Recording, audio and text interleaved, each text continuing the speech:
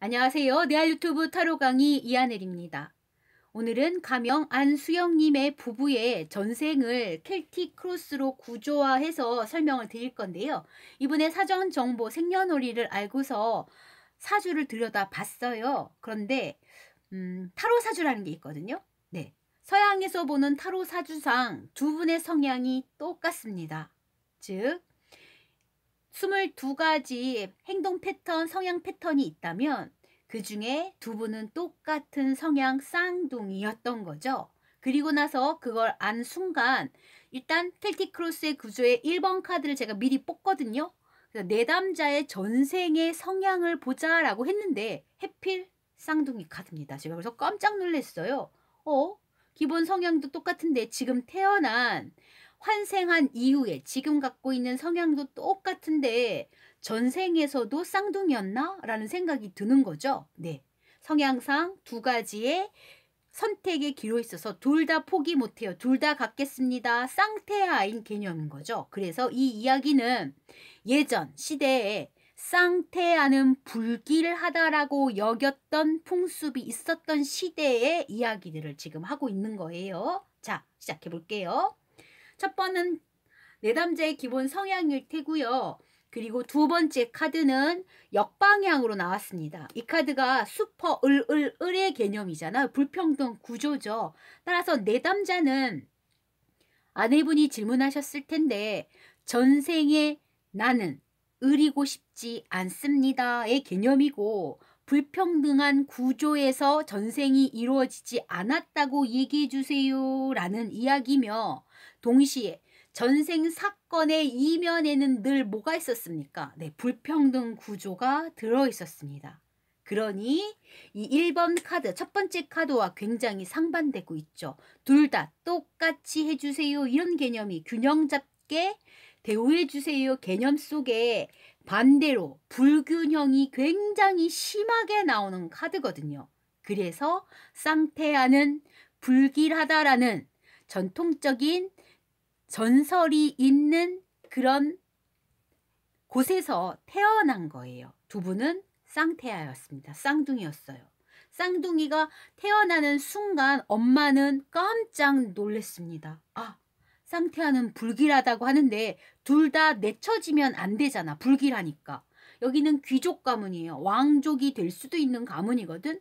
그런 가문에서 태어났는데 어이구 쌍태아야 큰일 난 거예요. 그 당시는 첩실도 많았고 여러 가지가 많았기 때문에 아마 쌍둥이란 사실이 알려지는 순간 불길하기 때문에 세 명 다 내쳐질 우려가 있어요. 남자이기도 하고 아이 둘이. 그래서 엄마는 선택의 고민에 벌써부터 들어섭니다. 둘은 헤어지게 돼요. 자, 그래서 이 둘은 태어나자마자 헤어지게 돼요. 한 명을 골라야 하는 순간에 엄마는 첫째를 선택했습니다. 그리고 소식을 늘 둘째에게 비밀 문서를 전하듯 여기 있죠? 네, 비둘기를 날리면서 소식을 그 당시에 전했던 거예요. 잘 지내고 있니? 어떠하니? 그리고 둘째를 케어하는 어떤 식구들이 있겠죠? 그쵸? 유모 같은 엄마가 있었을 텐데 그 엄마한테도 계속 소식을 전하면서 이런 모습을 보이는 걸 본인 스스로 두 명은 다 봤어요. 우리 엄마가 둘 다 보는 거죠. 이 장면을 목도한 거예요. 엄마가 저렇게 무언가 자꾸 소식을 날리는데 저건 뭘까? 저건 뭘까? 하다가 비둘기 다리에 묶여있는 편지를 보게 됩니다. 둘 다.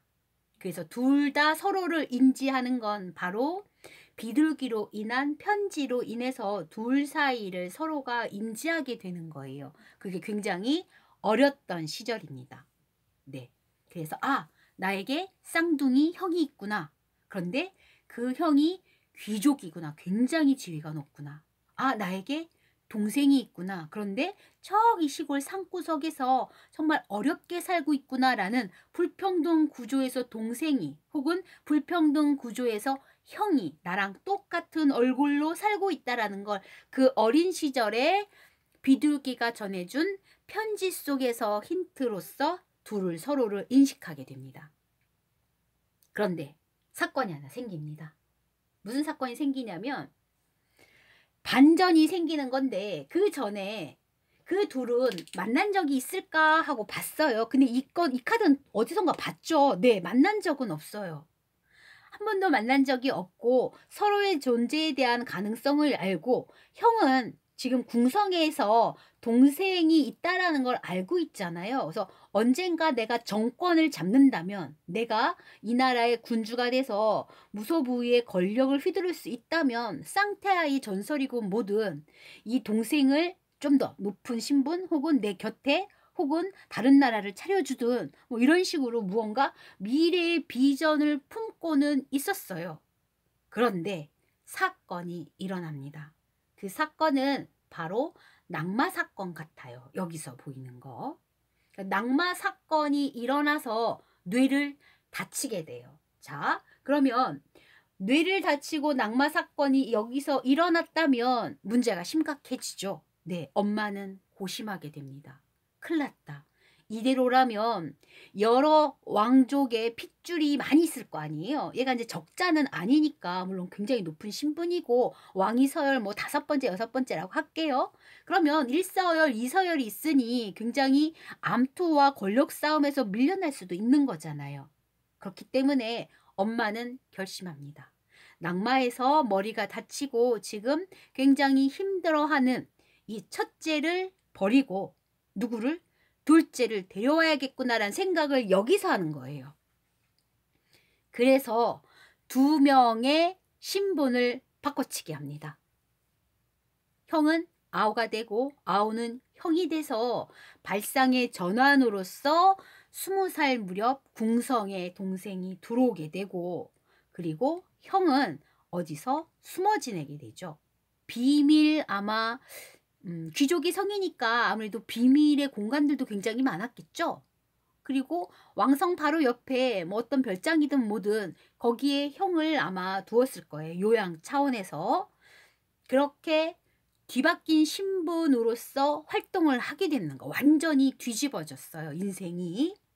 그리고 그 권력 암투의 시점에서 5명이 지금 싸우고 있잖아요. 이걸 견뎌낸 건 둘째입니다. 그리고 내담자 본인, 아내가 지금 내담자로서 질문하신 건데 내담자는 둘째였어요. 즉 처음에 태어나자마자 엄마에게 버림 같은 걸 받았죠. 선택의 기로에서 엄마는 동생을 유모 손에 이끌려서 먼 산골짜기에 버렸거든요. 그걸 당한 사람이고 그리고 20살이 되어서 갑자기 형이 낙마 사건으로 인해 크게 머리를 다치고 요양이 필요하고 무언가 정권 교체든 권력 다툼에서 밀리지 않기 위하여 이 동생을 데려왔다는 시점에서의 동생이에요. 그래서 지금 뭐 하고 있습니까? 네. 굉장히 심한 알력 다툼, 세력 다툼에서 이 둘째가 모든 거를 다 견뎌냈어요. 얻어 터졌겠죠. 왜? 첫째가 20살까지 이뤄놓은 어쨌든 공부하는 방법, 학습적인 측면, 뭐 무예를 다루는 거라든가 승마하는 방법 능숙한 게 있잖아. 일반 예절에 대한 상식이고 뭐고 모든 걸 다 얘는 정식으로 공부한 친구라 20살이기 때문에 완성형이었단 말이에요. 근데 얘는 시골에서 그냥 평범하게 있었던 사람이에요. 유모가 가르치는 수준에 한계가 있었을 테니까 그거에 대한 혜택을 못 받고 자랐기 때문에 엄청 얻어 터졌겠죠. 그래서 위에 있는 사람, 밑으로 오는 사람 모든 권력 다툼에서 얘는 늘 얻어 터지면서도 견뎌냈을 거예요. 그 모임에 가고 싶지 않아도 왕자들 모임에 갔어야 되고 그 피 터지는 싸움 속에서 늘 깨지면서 성장을 하려고 본인 스스로는 애썼을 텐데 정말 힘들었을 겁니다. 그런 전생의 모습에 가장 남는 모습은 피 터지는 싸움 속에서 내가 굉장히 지고 있는 형국으로서의 아픔이 보이는 카드입니다. 그럼에도 불구하고 이 아이는 뭐가 됐을까요? 네, 스스로의 권자에 오를 수 있었느냐를 보는 건데 네, 스스로의 권자에 오를 수가 있었습니다. 그 카드를 한번 제가 설명해서 뽑아 드릴게요. 이 카드가 보면은 주위에 배신도 보이고 카리스마가 떨어졌다 이렇게 보이는 카드거든요. 자, 왕이 드디어 권력에서 밀려나면서 슬슬 왕위 다툼 그죠? 권력의 정점에 서기 위해서 5명의 왕자들이 엄청 싸웠겠죠. 그 중에 누구도 있었어요? 그쵸? 신분이 바뀐 둘째 쌍둥이 동생도 거기에 껴있었단 말입니다. 자, 과연 이루어졌을지 한번 보겠습니다. 네. 권력 서열에서 밀렸어요. 참담하네요. 네. 이렇게 결론 카드가 밀려나는 카리스마가 떨어져서 가면이 벗겨진 카드가 나오는데 결국에는 실패한 거예요. 너무 늦게 20살에 바꿔치기가 된 거기 때문에 결국은 쌍태아가 밝혀졌습니다. 그러니 불길한 예언이 맞아떨어졌겠죠. 그러니 5명의 공격 대상이 아빠와 협약을 해서 다 같이 얘를 주동적으로 몰아내는 느낌으로 이루어졌어요. 따라서 두 아이 모두 다, 2명이죠. 두 아이 모두 다 왕의 권위 밖으로 내터진 거예요. 가면이 벗겨지고 말에서 떨어지면서 이 아이 2명의 운명은 나락으로 떨어질 수밖에 없었습니다. 따라서 왕의 족보에서 지워지는 그런 비극을 맞이하게 됩니다. 내담자는 늘 자신을 마음속에 뭘 갖고 있습니까? 따뜻한 집안에 대한 그리움이 많죠. 그게 유머와 같이 살았던 산골에서의 어린 시절 20년간의 집이든 아니면 진짜 오빠하고 만나서 권력 싸움과 악의 다툼 속에서 상처를 입긴 했어도 친엄마하고의 관계에 있어서의 그 20년이든 10년이든 아마 5년 정도 다퉜을 것 같아요. 5년이 보이기 때문에. 그리고 5년 뒤에 가면이 벗겨질 텐데요. 해필 또 6이니까 6년 뒤에 벗겨졌겠네요. 6년 만에 탄로가 난 거죠. 거짓 신부님을 혹은 쌍태아의 비밀이 밝혀진 거죠. 그래서 거기에 대해서 내가 그냥 따뜻한 유모의 손에서 그냥 있는 게 나았을 걸, 혹은 이렇게 피 터지게 싸우는 집안의 풍경이 아니고 정말 시민이지만 소시민이지만 서로 사랑으로 어울리는 평범한 정말 안락한 가족의 일원이었으면 어땠을까 하는 내재된 자아의 모습이 고스란히 드러나는 카드입니다. 주변의 시선은 역시 낙마 카드예요. 첫째가 낙마해서 부상당했죠. 네, 그래서 머리가 정말 아플 정도로 괴로웠던 시절이 있어요. 그래서 어쩔 수 없이 이 카드가 나왔는데, 낙마해서 이 카드가 떴다라는 건 엄마든 혹은 형 스스로도, 남편이죠. 이게 남편도 정말 정신병에 걸릴 만큼 지독한 괴로움과 지독한 참담함 속에서 있었을 거예요. 즉, 이 가면이 쌍태아의 전설이기 때문에 불길하다는 말에 뜻대로 들키면 진짜 자기의 목숨이 왔다 갔다 하는 일이고, 엄마도 마찬가지였겠죠. 불안 좌불안석이었을 텐데, 그러한 고통이 고스란히 드러나면서 동시에 첫째가 낙마하지만 않았더라면, 그래서 아프지만 않았다라면 둘째를 여기에 끌고 올 필요성도 없고, 첫째의 충분한 역량이라면 반드시 권력 싸움에서 떨어지지도 않았을 걸이라는 그런 상황적인 아픔과 트라우마가 여기 같이 내재되어 있습니다. 주변의 시선은 그래서 낙마 사건과 그 괴로운 모습의 형국으로서 주변 형국이 이루어졌기 때문에 여기서 전반적으로 볼 때 즐거움은 없어 보이는 카드예요. 그래서 이 카드가 중요합니다. 전생에 둘 사이는 이런 삼각형의 구도를 마음 놓고 못했죠.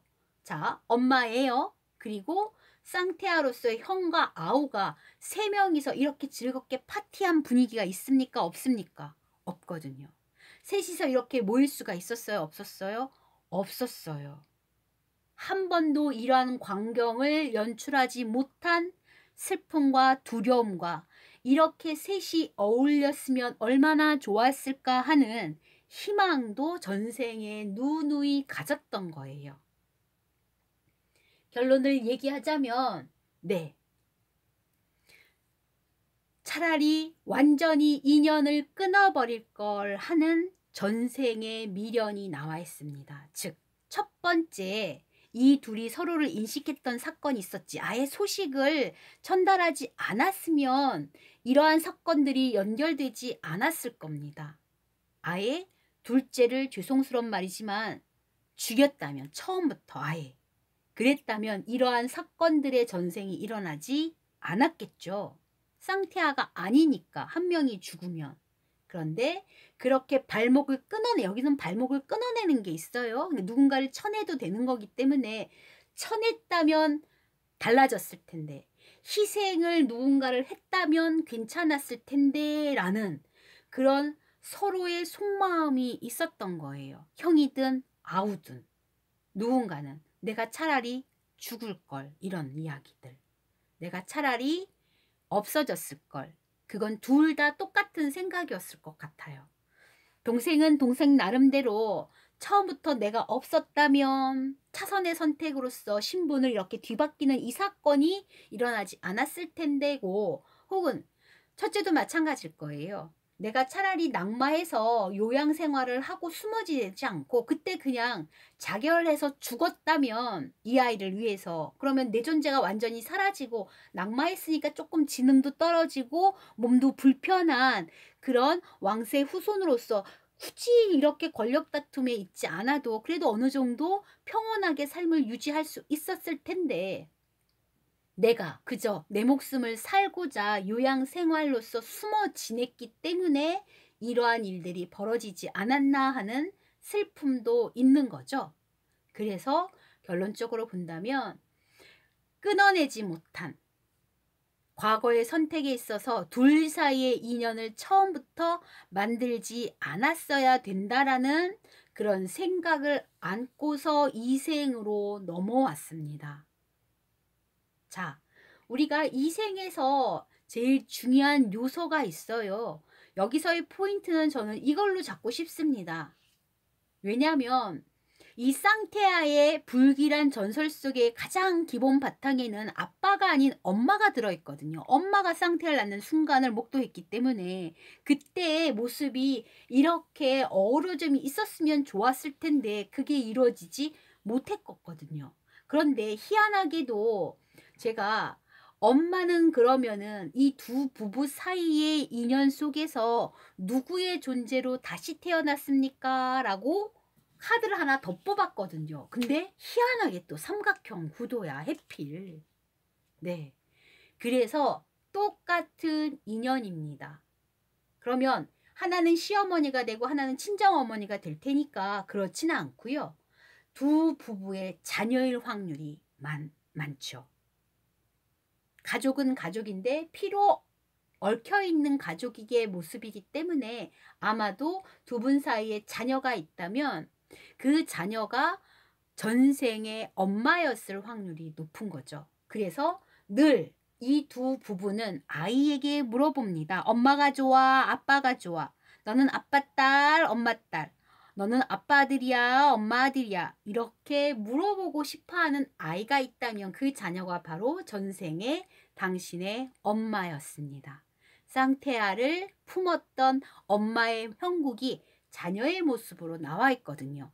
결론을 말하자면 이 인연을 끊어내지 못한 구도에 누가 있습니까? 엄마가 있습니다. 너희 둘은 쌍태아의 운명이야. 그렇기 때문에 내가 너희 둘의 아이로 다시 태어날 거니 부디 서로의 끊어냄을 만들지 말아다오. 그래야 내가 너희들의 아이로 태어날 테니 하고 강력하게 엄마의 의지가, 전생의 엄마예요. 전생의 엄마의 의지가 둘 사이의 부부로 만든 겁니다. 자, 그래서 두 분의 고리는 바로 아이예요. 두 분의 고리는 전생에는 엄마였으며 현생의 두 분을 연결했던 고리는 뭡니까? 네, 아이가 될 수 있습니다. 따라서 누구의 아이, 엄마가 좋아, 아빠가 좋아 이런 문제로 얘기하면 절대 안 돼요. 그거는 여기에서 이미 나와 있죠. 두 아이 다 내 아이라는 개념이 필요한 거고, 그리고 엄마, 아빠 둘 다 좋아의 개념이 여기에선 맞기 때문에 그렇거든요. 자, 전생에 슬픔을 또 한 번 겪지 않으려면 아이와 협력하면서 즐거운 파티 분위기를 이번 생에서는 누리셔야 될 겁니다. 그래야 아빠에게 전생에는 천해져서 이 둘 전부가 이 호적에서 박탈되고 쌍태아의 전설이라는 이유로 둘 다 목숨을 잃었거든요. 그 비극을 당하지 않을 수가 있는 거예요. 따라서 협력하십시오. 부부간의 협력이 이 아이, 두 분의 아이를 살리는 일이 될 것입니다.